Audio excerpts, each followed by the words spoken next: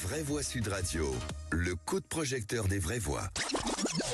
Après avoir procédé aux consultations prévues à l'article 12 de notre Constitution, j'ai décidé de vous redonner le choix de notre avenir parlementaire par le vote. Je dissous donc ce soir l'Assemblée nationale. Jamais un Premier ministre n'avait autant tardé. 10 jours à Matignon et toujours pas de gouvernement. Majorité requise pour l'adoption de la motion de censure 288. Pour l'adoption 331. La majorité requise étant atteinte, la première motion de censure est adoptée. Il n'y a pas lieu de mettre aux voix la seconde motion. Je veux vous dire que cela restera pour moi un honneur d'avoir servi avec dignité la France et les Français. Et la France est dans cette crise politique, dissolution, reconstitution du gouvernement puis motion de censure. Comment éviter ces blocages politiques? Faut-il changer notre système d'élection et faut-il avoir peut-être ou revoir notre constitution? Alors parlons vrai, est-ce que le fait d'avoir une seule boussole qui est la présidentielle à venir n'est pas un handicap pour réformer le pays? Faut-il retoucher ces institutions? Et à cette question, quelles mesures souhaiteriez-vous pour éviter les blocages politiques? Vous dites à 38% le scrutin majoritaire à un tour, à 36% la proportionnelle, à 19% la fin de l'élection du président de la République au suffrage universel et à 7% l'inversion du calendrier électoral. Vous voulez réagir? Le 0826 300 300. Est-ce qu'il va falloir, mon cher Philippe Bilger, à un moment donné, comme le proposait par exemple Jean-Luc Mélenchon, passer à la 6e Constitution? Moi je ne crois pas. Alors dans la hiérarchie proposée par Sud Radio, je garderai volontiers la 1, la 2 et la dernière. Ce sont des éléments techniques qui pourraient améliorer le système. Mais là où Sud Radio, me semble-t-il, a oublié quelque chose de fondamental, c'est que même si on modifiait radicalement le paysage parlementaire et l'espace politique, vous ne parviendriez pas à modifier les tempéraments et les caractères d'aujourd'hui. En réalité, il y a une dégradation profonde de la morale et de l'intelligence politique parce qu'il y a un défaut de culture. Nous n'avons plus les personnalités d'hier.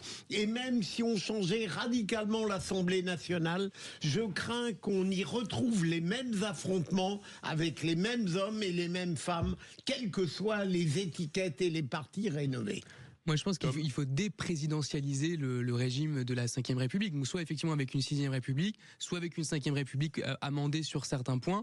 Mais il me semble effectivement la société qu'aujourd'hui, c'est pas uniquement les têtes d'affiche, le vivier politique qui a changé, c'est également la société qui a changé. On vit à l'heure des podcasts, on vit à l'heure des réseaux sociaux. Les gens sont informés, se font également leurs propres opinions, parfois évidemment avec des fake news, etc. Mais ils ont l'esprit démocratique, disons, s'est infusé dans la société de manière beaucoup plus profonde.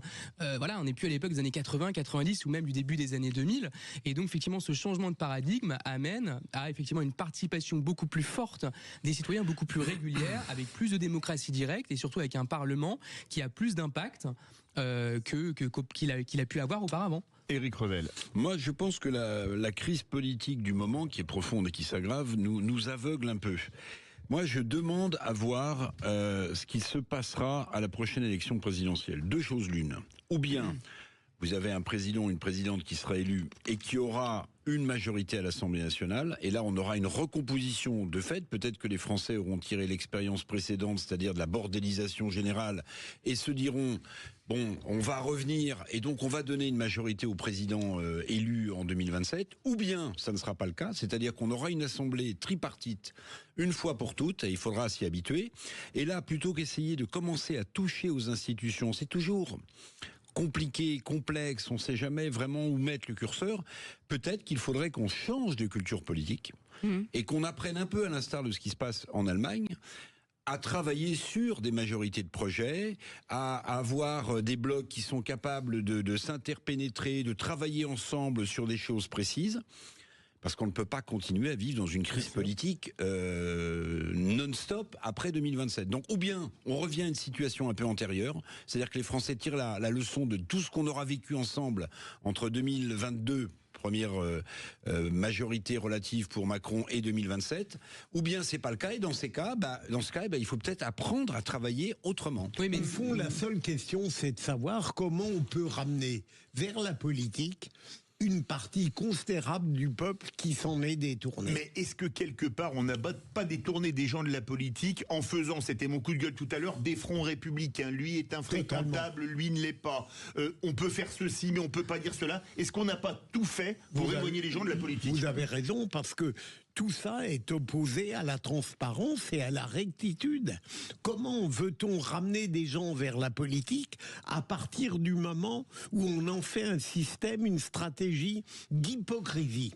Moi, je pense absolument pas à un changement de culture politique ex nihilo qui adviendrait comme ça par surcroît. C'est-à-dire que la classe politique française pourrait avoir, pour une fois, le goût de la coalition, oui, comme en Allemagne, elle n'aura pas le goût comme ça qui lui viendra du jour au lendemain. Il faut que ce soit une contrainte, d'une certaine façon, qu'elle y soit incitée. Et comme aujourd'hui, même les partis qui sont pour une 6ème République, finalement, ils sont quand même malgré tout arc-boutés autour effectivement de la prochaine élection présidentielle, en souhaitant éventuellement la démission du président actuel, justement pour déclencher des nouvelles élections présidentielles. Ça montre bien que ça reste quand même l'élément central, l'élément pivot dans la 5ème République. Et c'est pour cette raison, évidemment, c'est comme ça qu'elle a été conçue à l'époque par De Gaulle, après autour de Michel Debré, des juristes en 58. Donc non, je pense qu'il faut un vrai changement dans la structure, et l'incitation, et c'est le changement de culture politique, effectivement, qu'Éric Revel souligne, elle adviendra de surcroît, de ce fait.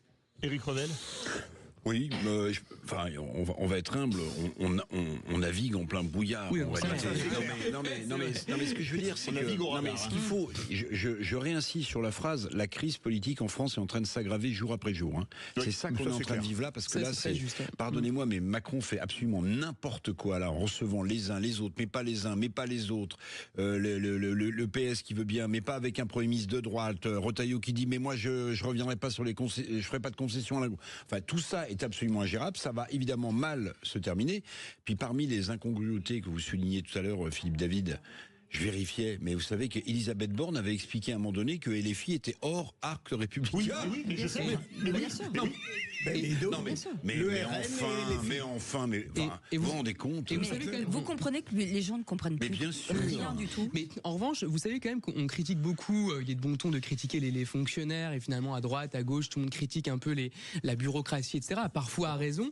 Mais là, je pense que quand même dans le moment actuel, il faut quand même rendre hommage à la fonction publique, et y compris même à la haute fonction publique, enfin bref, de tout en haut jusqu'à tout en bas, de toutes les personnes qui vont continuer à faire vivre le pays pendant les fêtes, pendant les périodes de transition, d'instabilité, parce que pendant ce temps-là, les hôpitaux, la justice, etc., ministère de l'économie, tout ce que vous voulez, doivent continuer à fonctionner. Heureusement qu'ils sont là quand même. Je vous rappelle quand même que les hauts fonctionnaires de Bercy sont gourés sur les grandes largeurs concernant les rentrées de fiscalité, les dérapages budgétaires. Ils ont été out of Africa, les hauts fonctionnaires de Bercy. En attendant, ils empruntent Bruno Le Maire. Non, mais ils empruntent encore beaucoup d'argent pour faire vivre l'État qui coûte beaucoup d'argent. Eh bien, en tout cas, merci beaucoup, messieurs. Merci beaucoup, Philippe Bilger. Merci beaucoup, Tom Conan. Merci beaucoup. Merci à vous. Éric Revel, bravo. Quel talent. Mais vous pouvez applaudir Alex Priam qui est avec nous, puisque je rappelle ce soir il se passe des choses. Il y a la Pro D2, la Coupe d'Europe, et là, ça va chauffer. Salut Alex Priam. Salut Alex. Applaudissez-moi, ça fait vraiment très plaisir. Bonjour à tous, bonjour les Vrévois, comment ça va? On se lève pour Alex Priam. Bravo. Oh là, quel honneur. Allez, on y va. Il y a un derby. Il n'y a pas un cheval de 3 dans vos actions, tout va bien. Alors il y a un derby entre les deux, Dax-Biarritz. Exactement, Dax-Biarritz ce soir, tout à fait. On voit que... Alors derby, vraiment? Ah bah oui, il y a 40 km entre les deux villes, alors oui. Bah oui, mais attends, Philippe, c'est pas forcément un derby. Qu'est-ce que c'est que cette histoire-là? Pour moi, le derby, c'est Biarritz-Bayonne. Oui, t'as Biarritz. Alors là, c'est le super derby, là. Les deux villes se touchent, évidemment. Alors, au 0826 300 300, si vous estimez, à tort ou à raison, que Dax-Biarritz est un derby, contactez-nous. Nous vous donnerons évidemment les coordonnées de Philippe David. Oui, effectivement, ce soir, il y a un match très attendu entre Dax et Biarritz, ça c'est clair. Et puis aussi de la Champions Cup. C'est le top départ de cette saison 2024-2025 de Champions Cup avec Basse La Rochelle. Ce sera aussi sur Sud Radio, et la Challenge Cup aussi avec les Dragons de Newport face à Montpellier. Tous les rugby sur Sud Radio jusqu'à 23h avec nos spécialistes consultants Philippe Spanghero et Julien Thomas dans quelques instants. Encore une fois, on va passer une très belle soirée avec vous. En attendant, merci beaucoup à notre équipe formidable. Aude, Maxime, avec Félix et Majid, et bien entendu et Clément aujourd'hui. Merci beaucoup Philippe David. Merci Cécile, on se retrouve lundi. Vous me manquez déjà. À 17h. Allez, salut, bon week-end et attention à vous.